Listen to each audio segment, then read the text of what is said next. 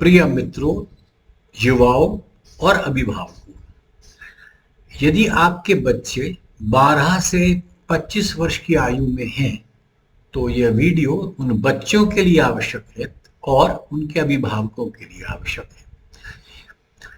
मैं स्वयं अपने विषय में बता दूं कि मैंने आईआईटी से ग्रेजुएशन करने के बाद पिछले 35 वर्षों से बच्चों को पढ़ाया है, मेंटर किया है और उनके साथ रहा हूं।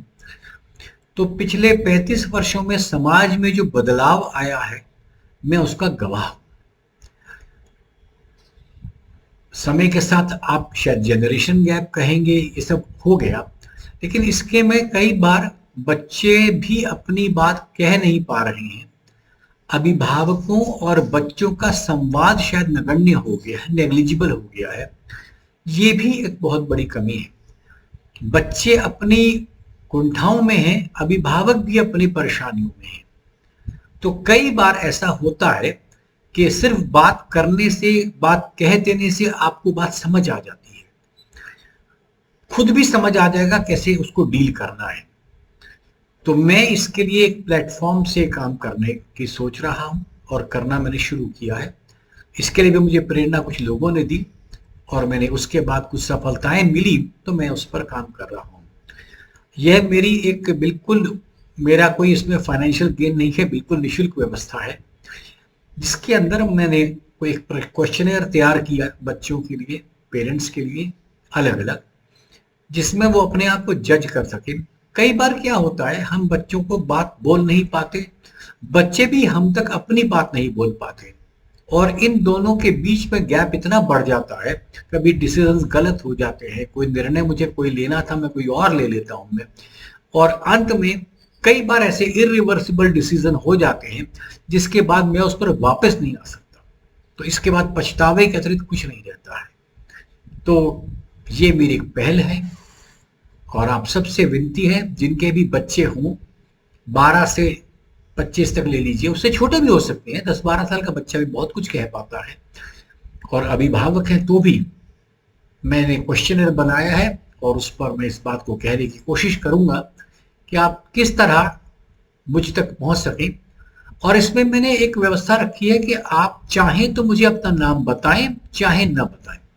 अगर आप चाहें तो मैं आपसे व्यक्तिगत संवाद करूं, चाहे तो मैं ना करूं। अगर आप बिल्कुल एनोनिमस बनकर भी उसमें अपनी कहानी लिखना चाहते हैं, अपनी कुछ बातें लिखना चाहते हैं, तो मैं उन बातों को एक स्टोरी के माध्यम से, एक कहानी के माध्यम से एक यूट्यूब पर वीडियो डाल दूंगा, फेसबुक पे डाल दूंगा। वैसे मेरी वेबसाइट है जो dhawanlearning.com से, मैं उसमें डाल दूंगा ताकि आप उसमें जाके देख सकें, भले ही मैं आपको पहचान ना पाऊं, क्योंकि कई बार आप मतलब स्वयं को नहीं एक्सपोज करना चाहते कि मैं ये बात कह रहा हूं। कोई बात नहीं है, कहने की आप हिम्मत रखिए।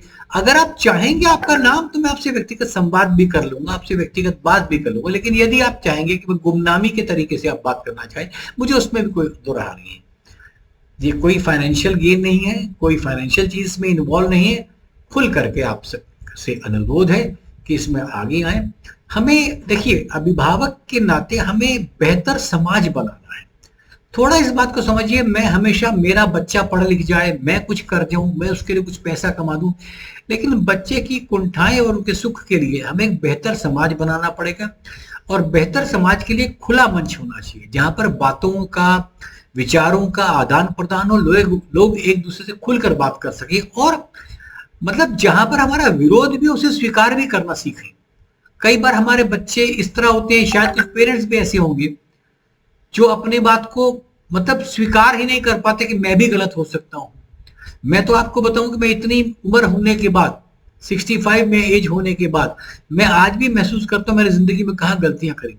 मैं कोई बहुत अच्छा नहीं रहा व्यक्ति, हो सकता है पेरेंट भी ठीक नहीं रहा हूं, कभी कमियां मेरे में भी रही होंगी, लेकिन इतना जरूर मैं खुला रहा और खुल खुल के मैंने सीखा बहुत कुछ कि अच्छी पेरेंटिंग कैसे की जा सकती है, बच्चे अपनी बात क्यों संवाद में नहीं कह सकते, इसको मैंने कुछ सीखा, कुछ समझा, और मेरे दिल की इच्छा है कि उस बात को आगे बढ़ाएं।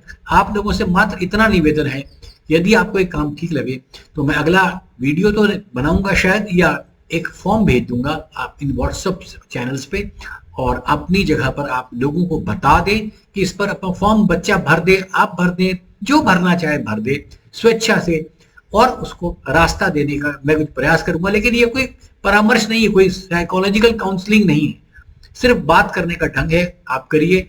मैंने कोरोना के दौरान भी ऐसा एक परी फाउंडेशन के साथ काम शुरू किया। हमें बहुत लोगों के फोन आते थे क्योंकि वो दिन भर लोग घर में रहते थे। हमने पाया कि बहुत अच्छे रिजल्ट आए, उन लोगों से बड़े अच्छे संपर्क हुए, वो लोग आज बहुत खुश हैं।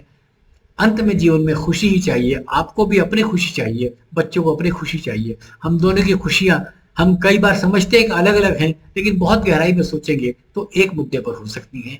आइए इस प्रयास को, धन्यवाद, आप लोग सहयोग दीजिएगा, बहुत बहुत धन्यवाद।